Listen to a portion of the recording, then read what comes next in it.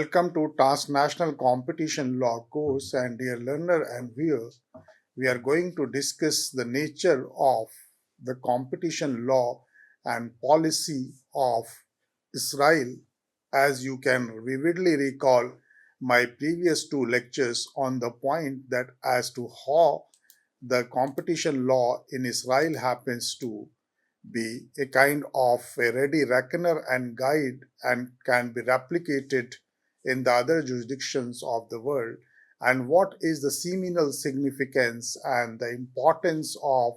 the Israeli competition law in enhancing extraterritorial application of competition remedies in Israel in the context of the collapse of behavioral remedies, or for that matter taking recourse to the European Commission notice on Remedies 2004 and European Commission regulation on 2008 vis-a-vis the United States Antitrust Law Remedies Manual of 2020 alongside the Organization of Economic Cooperation and Development Remedies of 2011. In that respect, we have called out Article 7.1 of the European Council Regulation 2003 and have taken note of its salient features. Then we discussed about the Economic Competition Law of 1988, which has been promulgated by the Israel, and it has given a new fillip and direction to the antitrust issues and tries to create a kind of a substantive rule which restrict trade practices and try to curb the oligopoly and the monopolies. Besides that, Economic Competition Law 1988 have very successfully built upon a kind of a directorate enforcement and inspectorate for the competition law application enforcement and the competition remedies. We noticed that there happens to be a Director General of the Israeli Competition Authority, and we have a competition tribunal that works in tandem to look at the prescriptions of Section 2A of Economic Competition Law 1998. It also takes into account the Section 2B of the Economic Competition Law of the Israel in matters of the restrictive arrangement, be that the private arrangement and the public arrangement. We have also tried to see some of the salient provisions of the concentration law enacted in 2013. We have also noted a very specialized and sector-specific law relating to the food law of 2004 in physically arranging products in accordance with the retailer's planogram, which has been cancelled by the Israeli competition authorities. Then we try to see that what is the ambit and scope of the Israeli Competition Authority in reference to Section 15.1a, 14.1a2 and 15.1a2, and we try to look at that how the Israeli Competition Authority given under the given mandate of Section 14 subclause A subclause B and Section 15A subclause A and subclause 2 have been able to advance competition remedies in reference to some of the very notable rulings of the Israeli competition authorities in relation to MBI Pharma for excessive pricing and Gaffneyl and Central Bottle Company Limited, and Tunova versus Nor and RLFI Agriculture Limited versus Man Truck and Bus AG and others, and Zalice versus Tunova. A catena and the parallel of these cases well reflect and demonstrate the potentiality of the Israeli law on competition in matters of extraterritorial application of competition law and its enforcement and the competition remedy. Now let us try to see that as to what happens to be the nature and extent of the remedy advanced by the Israeli Competition Authority. Under this context, we have to look into the competition remedies from a very close scrutiny, and what we find that Israeli Competition Authority tries to listen the cases on the basis of the experiences with remedies is a clear-cut demonstration of the fact that they have learned about the imposition of the remedies. And in the last 25 years, what we noticed that there has been 20% of the mergers which were approved by the Israeli Competition Authority, and these mergers were subjected to some kind of a conditionality imposed on the parties, whereas we also have gauged this fact that between 40 to 65% of the merger cases have been dealt under the caption of the behavioral remedies of the competition remedies. That's why we see that the cases which pertains to the Israeli Competition Authority and the remedies which were imposed to regulate the market in the way by the Israeli Competition Authority clearly spells a kind of a direction that it wanted to improve the competition and wanted to have at least that necessary merger and the merger in public interest and merger in private interest. However, there happens to be a growing recognition by the Israeli agency that remedy should be not limited to the cases where the specific competition concern exists, but there is also a kind of a growing recognition that behavioral remedies are less desirable, and it has radically brought some substantial decrease in the percentage of the remedies that are imposed in the name of the behavioral remedies under the competition remedies. To put it in other words, we can say the Israeli Competition Authority tilted its preponderance of the balance towards the adoption of what you call the structural remedies, structural competition remedies, and that's why their marginal attachment and recognition and emphasis on the behavioral remedies of the competition remedies happens to be from 0.5 to 2.5% of the merger in the Israel were approved subject to any remedies at all, and the behavioral remedies are rare in cases of the merger. So we see the entire divestiture of duties, an entire acquisition of the asset and the divestment of the asset,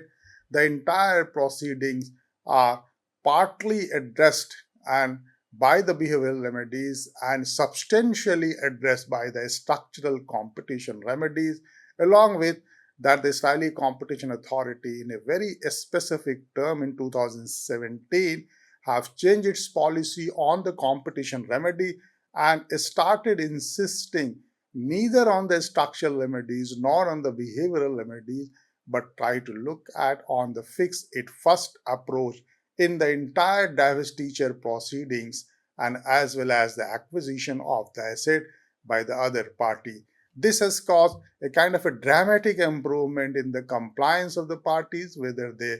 believe in the system of the structural behavior, structural remedies, or the behavioral remedies. With this, what we can say about the Israeli jurisdictions or the Israeli competition law, that be that be that the law dealing on economic competition, section 2A and B, be that law dealing on the Economic Concentration Act, and be that the law on the food in 2014, have handed down a slew of reform in the Israeli competition law. Thereafter, we discuss the basic ethos and the basic foundational values of the Israeli competition law in relation to that as to what remains the scope of the Israeli competition law, what has been the extent of the extraterritorial application of the competition law, what are the jurisdictional issues in the borders and outside the border. We have also seen that what practical problems are being encountered by the enforcement agencies in Israel and how they happen to handle the jurisdictional challenges and issues by way of conflict resolution and coordination vis-a-vis the international cooperation, collaboration, and information sharing in a transcending all borders, or meaning thereby the transnational competition law as well as the extraterritorial application of competition law enforcement and the competition remedies.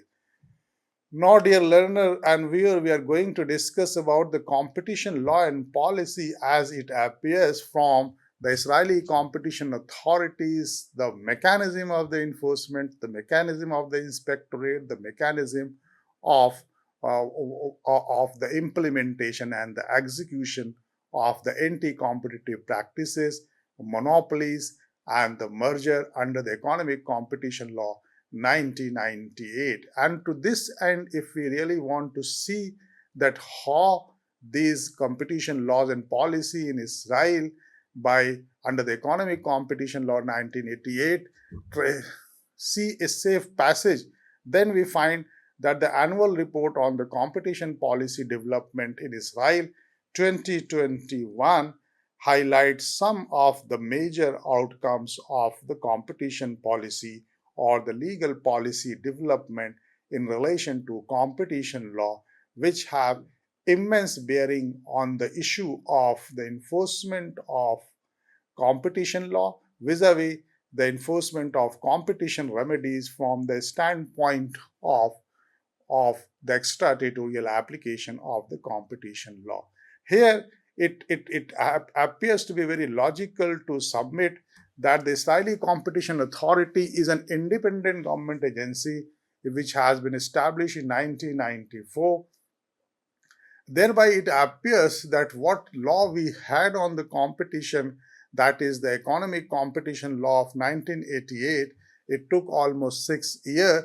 to have its establishment and to have an executive authority or the nodal authority or a quasi-judicial authority and the judicial authority in matters of the competition laws and policy. The broad mandate of the Israeli Competition Authority happens to the enforcement of against anti-competitive restrictive arrangement and the monopoly abusing their dominant position, merger control, regulation of collectively dominant firms, as well as market research and competition advocacy's role. So, the very mandate which has been conferred by the Economic Competition Act of 1988 to the Israeli Competition Authority in 1994 have a series of the power and the bundle of powers which have been conferred on the Israeli Competition Authority, although encompasses not only the anti-competitive restrictive arrangement and the prohibition on the monopoly and the abuse of the dominant position, but it also takes care of the merger control. It also try to regulate the collectively dominant firms as well as the market research and the competition advocacy's role in inculcating and imbibing the competitiveness in the Israeli market and the economy. The Israel Competition Authority also happens to have a very omnibus power in that sense that it has a power to prosecute criminal cases and its director general can impose administrative fines upon certain violation of the competition law. As we have seen, dear learner and the viewer, that the imposition and the of the fines and penalties have been a kind of a provision which has been inserted invariably all kinds of competition law at different jurisdictions. But here what we try to see that the Israeli Competition Authority enjoys some sanctioning power under the command and control approach, and it can well prosecute about the criminal cases. That seems a kind of an omnibus and exorbitant power given and conferred by the Economic Competition Law of 1988 to Israeli Competition Authority to see that the violation of competition law does not only remain a matter of the civil disobedience, but it attracts penalty and attracts imprisonment and attracts some criminal sanctions and enforcement. On the other hand, if you look at the very essence of the Israeli competition authority or Israeli competition law and policy from the lens of the dispute redressal, then we find that despite despite the existence of Israeli competition authorities having its omnibus power and having a large amount of mandate which has been conferred by the law, there happens to be a competition tribunal which residing within the district court of Jerusalem, and the competition tribunal enjoys exclusive jurisdiction over non-criminal regulatory antitrust proceeding. Here it becomes clear, dear learner and the viewer, that the Israeli competition authority happens to be exist on a higher pedestal than that of the competition tribunal, and the power and functions have been well defined, because we see that the Israeli competition authority have a power to prosecute criminal offenses, whereas the competition tribunal of the Israel happens to have exclusive jurisdiction over non-criminal regulatory antitrust proceeding. Besides that, we have the Israel Competition Authority and the Competition Tribunal. We have a District Court of Jerusalem, which enjoys exclusive jurisdiction over the criminal antitrust matter. So, meaning thereby, what is reflected by the ethos and the ideological foundations of the competition law in Israel, that it tries to see the violation of the competition law more from the lens of the criminal violation or the criminal violation, and that's why not only the Israel's competition authority has been empowered to prosecute, but the district court of Jerusalem also enjoys the exclusive jurisdiction over criminal antitrust matters. And however, the competition tribunal happens to be exempted to see the criminal matter, and it concentrate and focus on non-criminal regulatory antitrust proceeding. Thus, we see that in the entire panoply of the competition law and policy in Israel happens to be criminal, civil, and civil antitrust ruling, and which are subjected to ultimately go to appeal before the Supreme Court of the Israel. And then this is the kind of a hierarchy of the court which has been created under the Economic Competition Act. And then what we see that the law